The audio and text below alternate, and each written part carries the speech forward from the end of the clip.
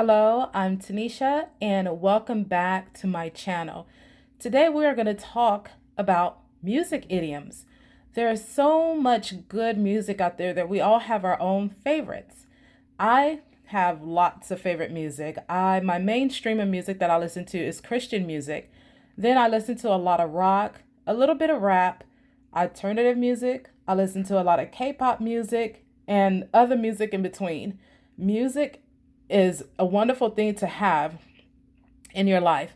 Music help one get through struggles. It lifts up the spirits, help you with your mood.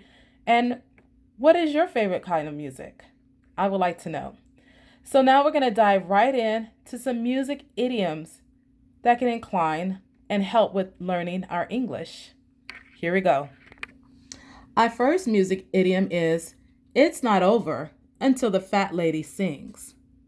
It's not over until the fat lady sings. What in the world does that mean? I used to hear that so much. Hey, it's not over until the fat lady sings.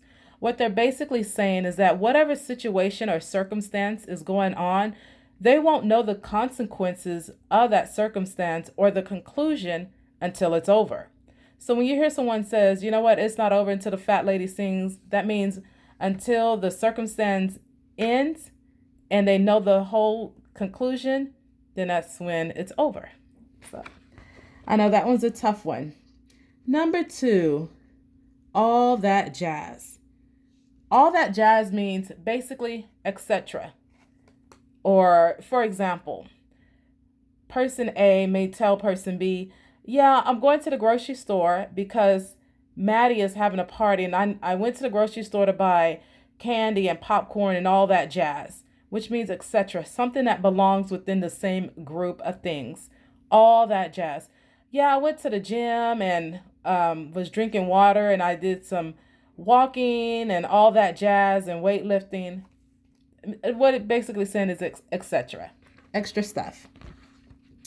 Number 3, blow the whistle. What does it mean to blow the whistle? That means to report something illegal.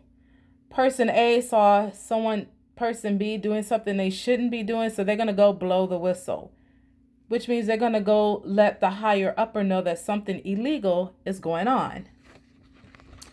Number 4, blow your own horn or trumpet. When someone says, hey, don't blow your own horn or don't blow your own trumpet, that means stop bragging about yourself. But some people like to brag about themselves, so they blow their own horn. Number 5. Change your tune. Change one's tune. When someone says to another person, hey, you better change your tune, that means change your opinion or your behavior towards something. Change your tune. Number 6. This one is a review from the last video. It's called Face the Music. When someone says, that person has to face the music, whatever they did, whatever bad consequence or whatever bad action that took place, they have to face the consequences of their action and face the music. If someone's cheating on the job and the boss finds out, they have to face the music, which means they can be fired. So they have to pay for their consequences. Number 7, it takes 2 to tango. It takes 2 to tango. What that basically is saying that one person is not to blame for the bad action that took place because it was 2 people involved. For example, a brother and sister get into an argument that leads into a fight and the parent comes in. The one sibling can't blame the other sibling. It takes 2 to tango. They both started the fight. Another idiom we have here, number 8. What does it mean to jump on the bandwagon? Sally jumped on the bandwagon because everybody else was doing it. What that basically means is that whatever the crowd is doing, you're jumping on the bandwagon so that you feel like you don't want to miss out. To jump on a bandwagon means to follow the crowd. Number 9. Marching to the beat of your own drum. Marching to the beat of your own drum means you're going to do what you're going to do and how you want to do it without anyone's opinion. For example, a parent may want their child to go to college A, but the child is not going to college. They're going to go make music and become an artist instead. They're marching to their own drum without anyone's opinion, without a care in the world, doing their own thing.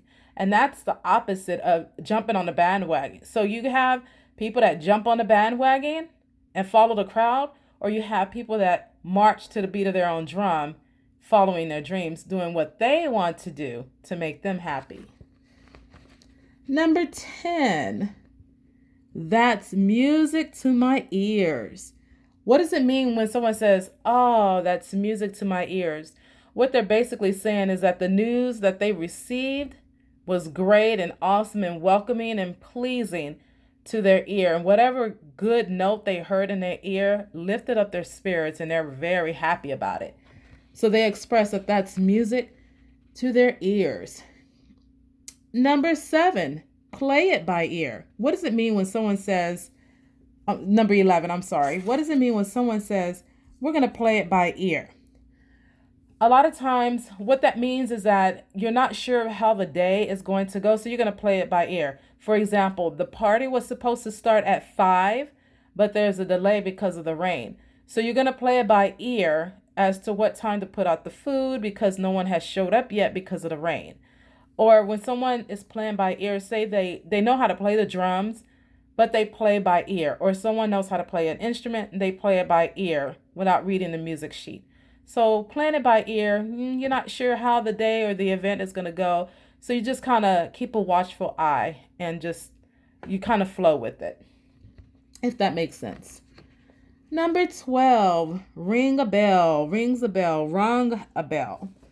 What that means is that something seemed familiar. For example, Sally may say to person A, hey, person A, do you know who David is? And they may say, not really. That name rings a bell, but I'm not quite sure. Maybe when I see David, maybe I'll recognize him and I'll remember. So that's what ring a bell means, to try to remember. Now, number 13 is almost similar to 12, to struck a chord, which means to remember something familiar. You're not quite sure, but then you finally remember.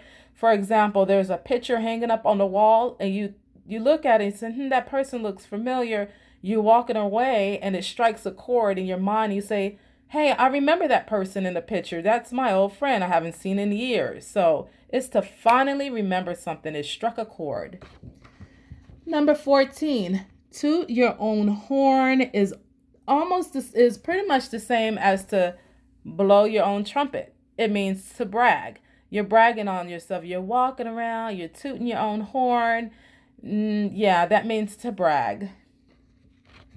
Number 15, like a broken record. What does it mean when someone says, oh, that person sounds like a broken record? They won't be quiet. They keep saying the same things over and over and over.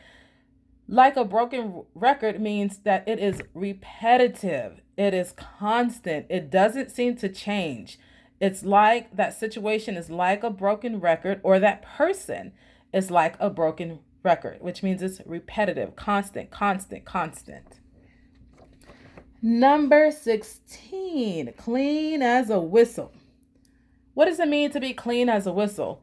That means it is spotless. For example, you may go into a restaurant and you look around and you say, wow, this restaurant is clean as a whistle. This restaurant's clean like a whistle. It's spotless. Or a person can be clean as a whistle. For example, they're applying for a job and they have to do a background check and it comes back clear. Oh, okay, we can hire that person because they're clean as a whistle. They're spotless, they're innocent, they don't have a criminal record. Number 17, fit as a fiddle. What does it mean to be fit as a fiddle? Adam goes to the gym 7 days a week. Sally goes to the gym 7 days a week. Mary exercises in her house 7 days a week. What they're basically saying is that person is fit as a fiddle. That means they're in great shape. Fit as a fiddle. Number 18, to chime in. What does it mean to chime in? To chime in means to bring about your opinion or a comment on a topic that's being discussed. For example, you're sitting in class or you're at work and you see an email, you see a couple of people talking, you chime in by typing in your response to the topic at hand. Or, if you're in class and you raise your hand to chime in to the answer. So that's what it means to chime in. I hope these music idioms were very helpful to help you again with your learning your English skills, and I hope this was simple and fun. As you can see, I have on my Shiki headband because I listen to like I said, I listen to all kinds of music. I think music is wonderful and everyone should have music in their life. So why not learn some music idioms? So I hope this helped a great deal. Again, as I always say, write these idioms down, practice them, make up your own sentences, share them with your friends, and continue to practice your English. Don't forget to share and to click to click like and subscribe to my YouTube channel. Thank you so much for tuning in. Until next time, I will talk to you soon.